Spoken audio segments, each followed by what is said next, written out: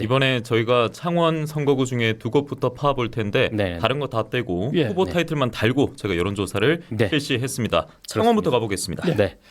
그러면 가장 관심이 높은 창원 성산구로 먼저 가보겠습니다. 예. 창원 성산구의 유권자들은 이번 국회의원 선거 성격을 물었습니다. 안정적인 국정 운영을 위해서 국민의힘 후보에게 힘을 실어줘야 된다가 41.3, 정부 독재를 견제하기 위해서 야당 후보에게 힘을 실어줘야 된다 50.3%로 나왔습니다.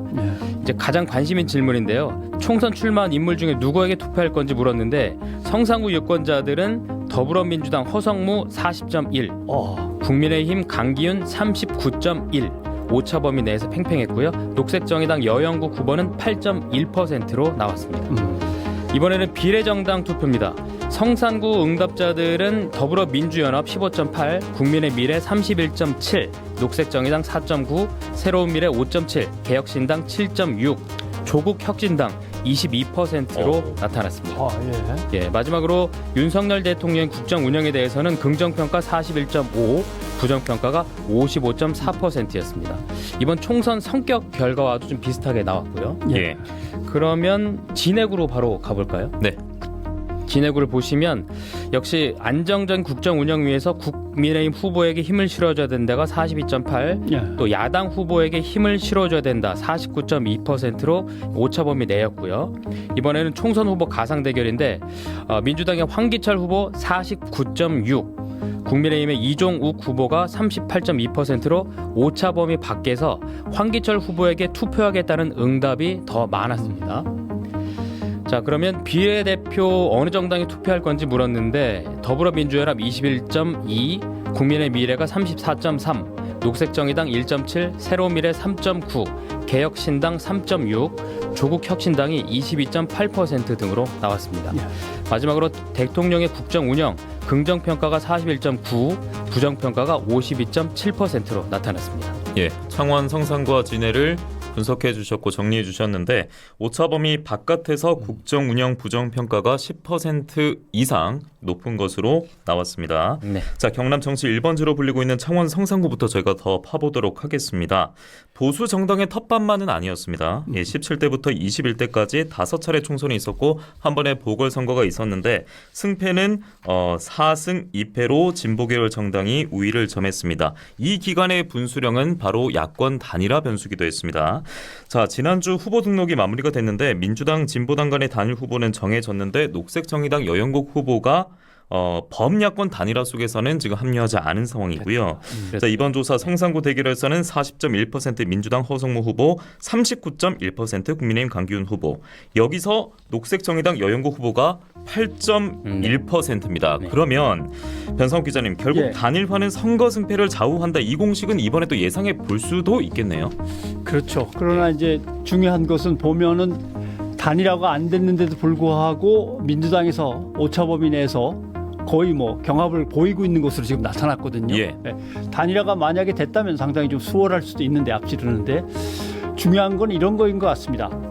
나름대로 민주당 쪽에서는 상당한 갈등을 겪으면서 공천을 이제 치러냈고, 국민의힘은 가능한 한 그런 잡음과 갈등을 줄이기 위해서 기존의 멤버들을 갖다 많이 살려내는 쪽으로 치러냈는데, 그러면서 이제 대통령실에서의 어떤 비서관이라든가 이제 나름대로 우리가 이제 전략공천이라고 흔히 얘기하죠. 그 전략공천들 멤버들이 내려오는데 시간이 상당히 촉박했던 것 같아요. 사실은 전략공천을 받아서 굵직한 인물이 그 지역구에 새롭게 등장한다 하더라도 유권자들하고 유대감을 형성하고 자기 네트워크를 다져가지고 그걸 표로 이끌어낼 또 시간적 여유라든가 조직력이 필요한데 그 여유를 가진 사람과 못 가진 사람이 있는데 보니까 국민의힘 경남에 공천받은 후보들 중에서는 거기에 의해서 지지율이 확보가 된 사람도 있고 확보를 못한 사람도 있고 예. 그런 차이들이 생기는 것 같습니다. 예, 국민의힘 후보에서도 이제 성산과 의창 이해가 좀 다르긴 했었는데 네. 뭐 강기훈 후보 같은 경우에는 같이 그 어찌 보면 경합을 했었던 당내에서 이제 공천 탈락 이후에 무소속 출마를 선언했던 후보가 있었기 때문에 사실 이번에는 야당 쪽뿐만 아니라 여권 쪽에도 단일화 변수는 있었단 말이에요. 네, 그런데 그건 지금 사라진 상황인 거죠. 예. 어떻게 보면 여권에서는 단일화가 됐다고 볼 수가 있겠고 다만 이제 야권에서는 허성무 후보, 여영국 후보가 아직 이제 단일화는 논의 중인데 예. 오늘도 뭐 각 후보별로 기자회견을 열었습니다만 아직까지 좁혀지지는 않고 있습니다. 예. 또 지금 끝난 건 아니고요. 이제 3월 31일까지를 2차 시한으로 보는데 그 이유가 뭐냐면 4월 1일부터는 투표지 인쇄가 들어가기 때문에 예. 후보 단일화가 되지 않았을 경우에는 이제 이름이 다 이제 올라가기 때문에 예. 이제 투표에 이제 영향을 좀 줄 수 있으니까 그걸 이제 야권에서는 2차 시한이라고 보고 있는데요.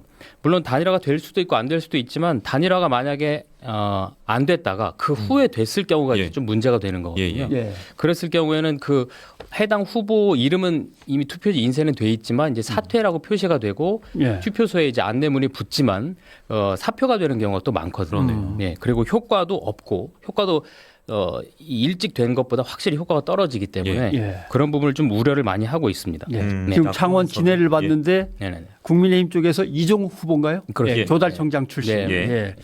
예. 전략공천회에서 내려왔는데 좀 일찌감치 내려와서 지역을 좀 조절할 수 있도록 공천도 좀 빨리 전략공천도 이루어졌으면 좋겠는데 쫓아가기가 좀 약간 벅찬 지금 네.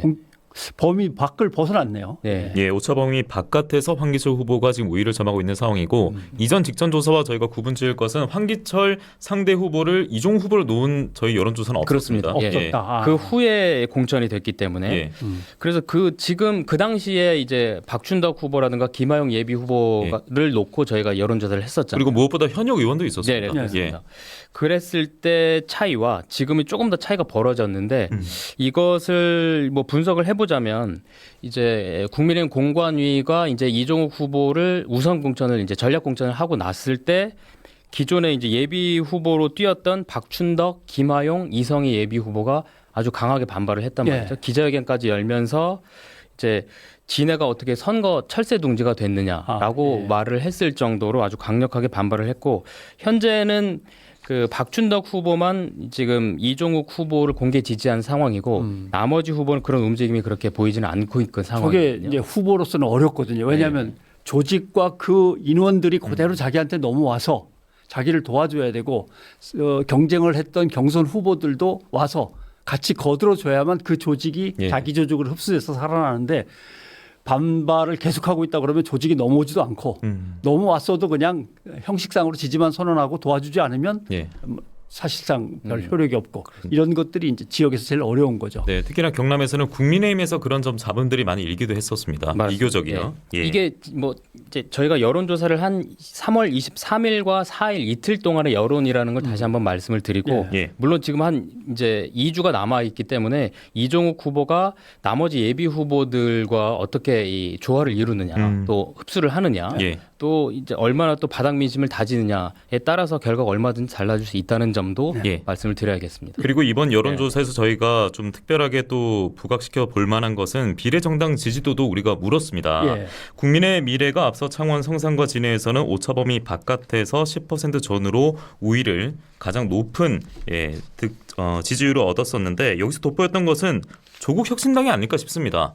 예, 조국 혁신당이 22% 지금 현재 성산구에서 기록했는데 뭐 중앙 뉴스를 보더라도 뭐 조국 혁신당의 바람이 매섭다 이런 평가가 많이 이어지고 있지 않습니까? 예. 진해구 같은 경우에도 22.8%입니다. 지금 이런 결과는 좀 어떻게 보십니까? 다 민주당을 앞선 걸로 나온단 말이죠. 그죠? 예. 그렇습니다. 그런 점에서 보면 결국은 한 가지 기억을 떠올리실 필요는 있어요. 왜냐하면 서울 서초동 검찰청사 주변에서 펼쳐졌던 촛불 시위. 그때 그 모였던 사람들의 규모를 생각하면은 그 사람들이 아직도 흐름 속에 그대로 유지돼 왔다라고 하는 거죠. 그 흐름이 결국 정권 심판 쪽으로 이제 기울어지는 거 아니냐 하는 거고 두 번째는 조국 또는 민주당의 이재명 대표까지 합쳐서 두 대표가 다 사법 리스크를 갖고 있는 건 사실입니다. 그러나 사법 리스크는 사실은 대통령도 쥐고 있어요. 왜냐하면은 계속 특검법을 거부한다든가 해서 자기와 자기 가족들 주변에서 벌어지고 있는 어떤 리스크에 대해서 힘으로 권력으로 그냥 묻고 넘어가는 거 아니냐라고 하는 지목을 받고 있거든요. 그러니까 사실 조국, 이재명 둘 다 사법 리스크가 있는데라고 하지만 사법 리스크는 사실상 다 갖고 있다라고 하는 것도 생각해 봐야 되고 그다음에 조국 혁신당이 유리한 것도 있습니다. 왜냐하면 이제 막 등장했기 때문에 그 멤버들이 권력을 가지고 어떤 일을 저질렀다거나 하는 데 있어서는 상대적으로 유리합니다. 도덕성이나 어떤 공공성, 진정성에서는 그런 것도 생각해 볼 수 있죠. 예. 그래서 이제 뭐 국민의힘 쪽에서는 명국 심판해야 된다 이렇게 말을 하고 있다고 하고 예. 또 민주당은 이채 양명주라고 뭐 이태원 참사부터 해서 또 김건희 여사 명품백 수수 의혹 및 주가 조작 의혹까지 묶어서 또 정권 심판론을 부각하고 있는 상황이기도 합니다.